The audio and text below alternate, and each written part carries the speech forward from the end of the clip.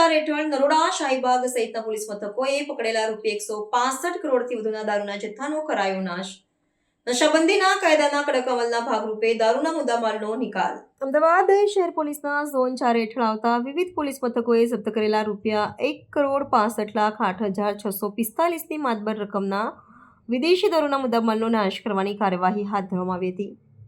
આ કાર્યવાહીમાં નરોડા, સરદારનગર, શાહીબાગ, દરિયાપુર, મેઘાણીનગર, કૃષ્ણનગર અને એરપોર્ટ પોલીસ મથકો દ્વારા પકડવામાં આવેલા દારૂના જથ્થાનો સમાવેશ કરવામાં આવે છે. ગુજરાત રાજ્યમાં નશાબંધીનો કડક અમલ કરાવવાના ભાગરૂપે આ મોટી કાર્યવાહી કરવામાં આવી હતી. આ વિશાળ દારૂના જથ્થાનો નાશ કાનૂની પ્રક્રિયાઓ અને સંબંધિત અધિકારીઓની હાજરીમાં કરવામાં આવ્યો હતો. જપ્ત કરાયેલા દારૂના જથ્થામાં વિદેશી શરાબની વિવિધ બોટલો, ટીન અને અન્ય સામગ્રીનો સમાવેશ થતો હતો. ઝોન 4 પોલીસે ગેરકાયદેસર દારૂની હેરાફેરી અને વેચાણ અટકાવવા માટે સમયસર પેટ્રોલિંગ અને તપાસ કરી અનેક સફળ ઓપરેશનો પાર પાડ્યા હતા, જેના પરિણામે આટલી મોટી કિંમતનો મુદ્દામાલ જપ્ત કરી શકાયો હતો.